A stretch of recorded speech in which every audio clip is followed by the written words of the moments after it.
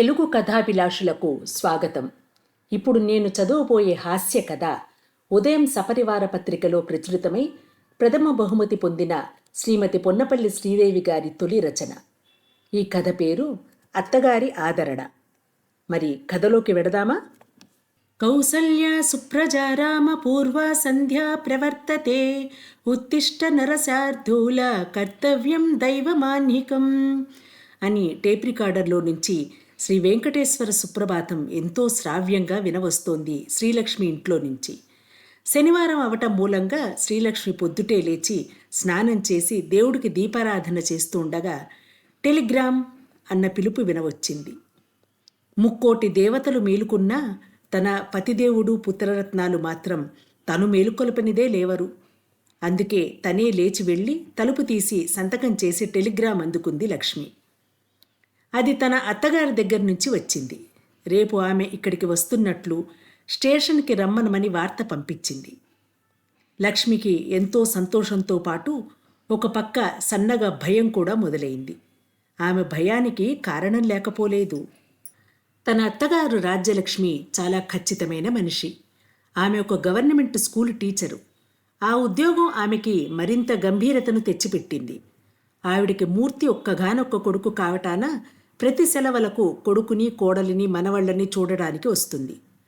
కొడుకుకు వారానికి ఒక ఉత్తరం రాసినా తను వచ్చే వార్తా విశేషం మాత్రం టెలిగ్రామ్ ద్వారానే, అది ఒక్కరోజు ముందుగా మాత్రమే తెలియజేయటం ఆమె అలవాటు. సడన్గా ఇలా పరీక్ష పెట్టినట్లు రావటం వలన కోడలు ఇళ్ళు వాకిళ్ళు పద్ధతిగా ఉంచుతున్నదా లేదా అని తెలుసుకోవచ్చునని ఆమె విశ్వాసం. కానీ ఆమెతో వచ్చిన చిక్కల్లా ఒక్కటే, ఆమె చాలా చాలా పొదపరి మనిషి. కాస్త ఏమైనా ఎక్కువ చేస్తే అంతా వృధా చేశావు అంటూ ఒక పాఠం మొదలు పెడుతుంది. ఆమెకు అందరూ విద్యార్థులే మరి. ఇకపోతే ఆవిడకి ఇల్లు ఎప్పుడూ అద్దంలా ఉండాలి. ఎక్కడ పెట్టిన వస్తువులు అక్కడే ఉండాలి. టైం ప్రకారం పనులు జరిగిపోవాలి. కాఫీ తాగిన గ్లాసులు, తిన్న కంచాలు, గిన్నెలు ఎప్పటికప్పుడు తిన్న వెంటనే తోమేయాలి. చేసే పనిలో ఏమాత్రం లోపమైనా సరే వేరే కోడళ్లతో పోల్చి సూటిపోటి మాటలు మొదలు పెడుతుంది రాజ్యలక్ష్మి. ఆమె పద్ధతులు క్రమశిక్షణతో కూడి మంచివే అయినా ఆవిడలో ఉన్న ఈ సద్గుణాలన్నీ తనకి ఇబ్బంది కలిగించేవే మరి. అవన్నీ ఆచరించటం ససేమిరా తన వల్ల కాదు శ్రీలక్ష్మికి. అందుకు ముఖ్య కారణం తన ఇద్దరు పిల్లలే. 5 ఏళ్ల కిట్టు, 3 ఏళ్ల బంటి. అవి వాళ్ల ముద్దు పేర్లు. వీళ్ళకి ఇంట్లో అవసరం లేని వస్తువు లేదు. వాళ్ల కోసం ప్రత్యేకంగా కొన్న బొమ్మలు తప్పిస్తే వేరే అన్ని వస్తువులు వాళ్ళ ఆటలకి పనికొచ్చేవే మరి. దీని మూలంగా మంచినీళ్ల గ్లాసులు, చెంచాలు, అద్దం, దువ్వెన్లు, పెన్నులు ఒక్కటేమిటి అలా ప్రతిదానికి వెతుక్కోవలసిందే. ఇదే తన అత్తగారికి భర్తగారికి కూడా నచ్చనిది. కానీ భర్త ఏమైనా అంటే తనే కోపంగా ఏదో ఒక కథ అల్లి చెప్పగలదు. దాంతో మూర్తి మారు మాట్లాడకుండా తనకు కావలసిన వాటి కోసం వెతుక్కోవడానికి వెళ్ళిపోతాడు. ఆయన వీటన్నింటికీ అలవాటైన ప్రాణి. కాదేది పిల్లల ఆటలకు అనర్హం అని వాళ్ళ ఇంట్లో వస్తువులతోటే కాదు వాళ్ళ ప్రాణాలతో కూడా చెలగాటం ఆడతారు. ఇంటి పని, వంట పని, పిల్లల పనే కాక వీళ్ళని నిరంతరం కాపలా కాసే పని కూడా తోడయింది శ్రీలక్ష్మికి. 1000 కన్నులు చాలవుగా వీళ్ళని కాయడానికి. పోనీ ఇద్దరూ కలిసి ఒకే అల్లరి చేస్తారా అంటే ఎవరి స్టైలు వాళ్లదే. చిన్నవాడైన బంటిగాడి ధ్యేయమల్లా ఇల్లు పీకి పందిరేయటమే. వాడి ఆశయం నెరవేరటానికి స్వయంగా ఎన్ని కష్టాలకైనా ఓర్చుకుంటాడు. నిండా 3 ఏళ్లైనా లేవు. మొన్నటికి మొన్న సినిమాలోలా ఫైటింగ్ చేస్తూ మంచం మీది నుంచి దూకి 2 పళ్ళు విరగ్గొట్టుకున్నాడు. చేసిన ఘనకార్యానికి రక్తం కారుతూ సగం విరిగిన పళ్లతో గర్వంగా నవ్వుతాడు. వాడి కష్టాలన్నీ గుర్తించి ఏడవడానికి మనం ఉన్నాంగా మరి. ఇక పెద్దవాడైన కిట్టు ఇంకో తరహా. ఒకసారి బంటిగాడు నిద్రలో అటు ఇటు కదులుతుంటే శ్రీలక్ష్మి ఏదో పనిలో ఉండి, ఒరే కిట్టు, తమ్ముడికి కాస్త జోకొట్టిరారా, మధ్య నిద్రలో లేస్తే తిక్క పెడతాడు అని పొరపాటున కిట్టుకి చెప్పింది. సరేనమ్మా అని బంటి గదిలోకి వెళ్ళాడు కిట్టు. ఇంతలోనే ఏదో అనుమానం వచ్చి తన పొరపాటును గ్రహించి చేతిలో పని వదిలేసి వాడి వెంట ఒక్క పరుగు తీసింది శ్రీలక్ష్మి. తన ఊహ కరెక్టే. బంటి ఎక్కడ కళ్ళు తెరిచి నిద్రలేస్తాడు అని. వాడి మొహం మీద గట్టిగా దిండు అదిమిపెట్టి జోకొడుతున్నాడు. వాడు ఊపిరాడక కాళ్ళు చేతులు గిలగిలా కొట్టుకుంటున్నాడు. కిట్టూను వీపు మీద ఒక్కటి చరిచి వెనక్కి లాగింది. ఇలా ఒకటా రెండా, ఎన్నో. కిందటిసారి రాజ్యలక్ష్మి వచ్చినప్పుడు ఆమె బ్రెడ్డులో పంచదార నంచుకొని తింటుంటే, ఛ, నీకేమీ తెలియదు నానమ్మ, అలా పంచదారతో తింటే బాగుండదు, దానిమీద జామ్ పూసుకొని తినాలి అంటున్న కిట్టూను చూసి, వీడికి నా మీద ఎంత ప్రేమో వెధవకి అంటూ ఎంతో సంతోషించింది రాజ్యలక్ష్మి. ఇలా ఇవ్వు అంటూ ఆమె ప్లేటును తీసుకొని అందులో ఉన్న బ్రెడ్ కంతటికి జండూబాం దట్టంగా పూసి ఇచ్చాడు. అసలే పొదుపు కోసం పాకులాడే రాజ్యలక్ష్మి బ్రెడ్డు, దానికంటుకున్న జండూబాం రెండూ పనికిరాకుండా పోయాయని అలమటిస్తూ గట్టిగా శ్రీలక్ష్మిని పిలిచి పిల్లల పెంపకం మీద ఒక క్లాసు పీకింది. ఇలాంటి అల్లరి పిల్లలతో ఇంకా ఇల్లేం సర్దుకుంటుంది? ఏ అత్తగారి ముందు ఏ కోడల కథలు సాగుతాయి చెప్పండి? అందువల్లే భయమంతా.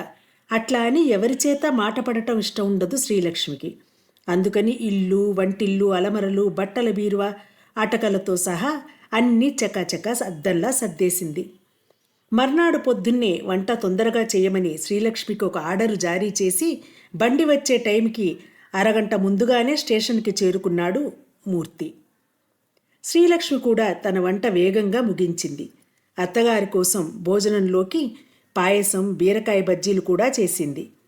కిట్టూకి, బంటీకి అల్లరి చేయవద్దని ఫైనల్ వార్నింగ్ ఇచ్చి ఆమె వారి రాకకై ఎదురు చూస్తూ కూర్చుంది. 15 రోజుల క్రితం మూర్తి తన తల్లికి ఉత్తరం రాస్తుంటే అక్కడ చవకని తనకి ఒక 4 కాటన్ చీరలు తెమ్మనమని వ్రాయమంది. సడన్గా ఈ విషయం గుర్తుకు రాగానే శ్రీలక్ష్మికి ఎక్కడలేని హుషారు కలిగింది. మూర్తి బ్యాంకు ఉద్యోగి అవటంతో ఈ పల్లెటూరుకి ట్రాన్స్ఫర్ అయింది. ఇక్కడ అంత చెప్పుకోదగ్గ బట్టల షాపులు లేక అత్తగారిని తెమ్మనమని చెప్పింది. బహుశా ఇప్పుడు ఆమె ఆ చీరలు తీసుకుని రావచ్చునేమోనని తెగ ఉత్సాహంగా ఉంది. ఈ మధ్యే శ్రీలక్ష్మి పుట్టినరోజు కూడా జరిగింది. లక్ష్మి, ఒక చీర కొనుక్కుందువు గాని రావోయ్, ఎంతో ముచ్చటగా గోముగా ఆ రోజు అడిగిన భర్తను, ఇప్పుడెందుకులేండి, అత్తయ్యకు చెప్పారుగా, ఆవిడ తెచ్చిన చీరల్లో ఒకటి పుట్టినరోజు కనుకొని కట్టుకుంటాలేండి అంటూ భర్త ఆరాటాన్ని ఓదార్చింది. ఆలోచనల్లో ఉండగానే రాజ్యలక్ష్మి, మూర్తి రానే వచ్చారు. నానమ్మ వచ్చింది. ఒక్క పరుగున వెళ్ళి పిల్లలిద్దరూ ఆమెను చుట్టేశారు. బాగున్నారా అత్తయ్య అని పలకరించింది శ్రీలక్ష్మి. అందుకు సమాధానంగా ఆమె బాగానే ఉన్నా అని మూలిగి లోపలికి వచ్చింది. కుశల ప్రశ్నలు అడుగుతూనే ఆమెకు వేడివేడి కాఫీ తెచ్చి, ఏ వేళప్పుడు తిన్నారో ఏమో, ముందు స్నానం చేసి భోజనం చేయండి అత్తయ్య, ఎంతో ఆదరంగా అన్నది శ్రీలక్ష్మి. కాస్త ఆగు తల్లి, ఏమిటల్లా తొందర చేస్తున్నావు? సాయంత్రమే పంపించేయాలనుకుంటున్నావేమో, ఓ వారం 10 రోజులు ఉందామనే వచ్చాను అంటూ ఎగతాళిగా రాగం తీసింది రాజ్యలక్ష్మి. శ్రీలక్ష్మి మనస్సు చివుక్కుమంది. ఇంకా ఏమీ మాట్లాడకుండా లోపలికి వెళ్ళి పనిలో నిమగ్నమైంది. తల్లి కొడుకులిద్దరూ ఆ మాట ఈ మాట ఎంతోసేపు మాట్లాడుకున్నారు. కానీ తనకి ఒకటే ఆలోచన, ఇంతకీ తన కోసం ఆమె చీరలు తెచ్చిందా లేదా అని. ఒరేయ్ కిట్టూ, బంటి, ఇటు రండర్రా, కళ్ళు మూసుకొని చేతులు చాచండి, మీకోసం ఏమి తెచ్చానో చూడండి అంటూ వాళ్ల కోసం ఏమి తెచ్చిందో ఇచ్చి వారిని ఆశ్చర్యపరచాలని అనుకుంది రాజ్యలక్ష్మి. ఏం తెచ్చావు నానమ్మా అంటూ ఆ చిన్నారులిద్దరూ కళ్ళు మూసుకొని చేతులు చాపారు. చప్పున ఆమె కిట్టూ చేతిలో ఒక జాంపండు, బంటి చేతిలో ఒక యాపిల్ పండు ఉంచింది. దానికే పిల్లలు అబ్బో థ్యాంక్స్ నానమ్మా అంటూ సంబరపడిపోయారు. వారి ముద్దు ముఖాలు వెలుగుతో నిండాయి. మరి ఈ డబ్బాలో ఏం తినానమ్మా అని బంటి గారాలు పోతూ అడిగాడు. అమ్మో, అవి మీకు కాదు, అవి నాన్న కోసం అంటూ పిల్లలు తినేస్తారేమోనని ఆ డబ్బాను చటుక్కొని లాక్కొని కొడుకు చేతిలో ఉంచింది రాజ్యలక్ష్మి. అంత పిల్లలు తినకూడనివి ఇందులో ఏమున్నాయి అనుకుంటూ మూత తెరిచాడు మూర్తి. అబ్బా, రవ్వలడ్లే అంటూ పుట్టిన తర్వాత అప్పుడే వాటిని చూస్తున్నట్లుగా ఎంతో సంబరపడ్డాడు మూర్తి. అవునురా, ఇంట్లో ఎప్పటిదో కొంచెం రవ్వ మిగులుంటే ఓ 4 రోజులు తింటావని ఓ 10 లడ్లు కట్టి తీసుకొచ్చాను నీకోసం అని ఒత్తి పలికింది. అంటే మాకెవ్వరికీ అవి తినే అర్హత లేదా? శ్రీలక్ష్మి మనసులో అనుకుంది. ఎందుకమ్మా నా కోసం అంత శ్రమపడ్డావు అంటూ చాలా బాధపడ్డాడు మూర్తి. వంటగదిలోకి వినవస్తున్న ఆ తల్లి కొడుకుల సంభాషణకు శ్రీలక్ష్మికి నవ్వాలో ఏడవాలో తెలియలేదు. ఇదంతా సరే, ఇంతకీ తన చీరల సంగతి ఏమైనట్లో అనుకుంటూ ఉండగానే, ఇదిగో ఈ 2 ప్యాకెట్లు మీ అమ్మ కోసం, ముందు గదిలో నుంచి అత్తగారి గొంతు ఖంగుమంది. అమ్మయ్యా, అమ్మ కోసం అంటే అవి చీరలే అయి ఉంటాయి, పరవశించింది శ్రీలక్ష్మి. ఏది ఏమైనా నేనంటే ఆవిడకి చాలా ఇష్టం. మాట కఠినమైన, మనసు వెన్నపూస అనుకుంది మనసులో. పాపం ఎంతో శ్రమతో నా కోసం షాపింగ్ చేసి మరీ తెచ్చింది. ఏం రంగులో, ఏం డిజైన్లో చూసుకోవాలని ఊహాలోకాల్లో తేలిపోసాగింది శ్రీలక్ష్మి. బహుశా అమ్మకిష్టమైనవే నానమ్మ తెచ్చి ఉంటుంది అనుకొని వాటిని ఎంతో సస్పెన్స్గా అమ్మకు చూపించాలన్న ఆలోచన వచ్చింది కిట్టుగాడి చిన్నారి బుర్రలో. వెంటనే అమ్మ దగ్గరకు పరుగున వెళ్ళి, అమ్మా, నువ్వు ఈ రుమాల కళ్ళకు కట్టుకొని తొందరగా రా, ముందు గదిలోకి రామ్మా, నానమ్మ నీకోసం నీకిష్టమైనవి ఏమి తెచ్చిందో చూద్దువుగాని రా అని తొందర చేయసాగాడు. తన ముద్దుల కొడుకు వేడుకని తోసిపుచ్చటం ఎందుకని వాడి ఆజ్ఞ ప్రకారం కళ్ళకి గంతలు కట్టుకొని వచ్చింది శ్రీలక్ష్మి. రెడీ, 1, 2, 3 అని కళ్ళకు గంతలు విప్పాడు కిట్టు. ఎదురుగా ఉన్న ప్యాకెట్లను కళ్ళు పెద్దవి చేసి చూసి నివ్వెరపోయింది శ్రీలక్ష్మి. ఇదిగో ఈ ప్యాకెట్లో కొట్టించిన కారం, ఇవి కేజీ కుంకుడుకాయలు అంటూ 2 ప్యాకెట్లు శ్రీలక్ష్మి చేతిలో ఉంచి, చూడు, ఈ కారంతో వచ్చే నెలలో ఆవకాయ పెట్టుకోవడానికి దాచుకో. వెధవ షాంపూలు వాడితే వాడి జుట్టు, పిల్లల జుట్టు ఊడిపోతాయి. ఈ కుంకుడుకాయలతో వాళ్ళకి శ్రద్ధగా తలంట్లు పోయి. ఎంతో ఆశగా చీరల కోసం ఎదురు చూస్తే అత్తగారిచ్చిన షాకుకు దిమ్మ తిరిగి మైండ్ బ్లాక్ అయిన శ్రీలక్ష్మికి ఇంకా ఆమె మాటలేమీ వినిపించటం లేదు. తన కోసం తన అత్తగారు ప్రేమతో తెచ్చిన కానుకలు చూసి నీరసించి నిశ్చేష్టురాలైంది శ్రీలక్ష్మి. కథ సమాప్తం. విన్నారు కదండి.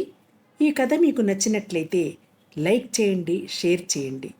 మరిన్ని కథల కోసం సబ్స్క్రైబ్ చేసుకోవటం మర్చిపోకండి.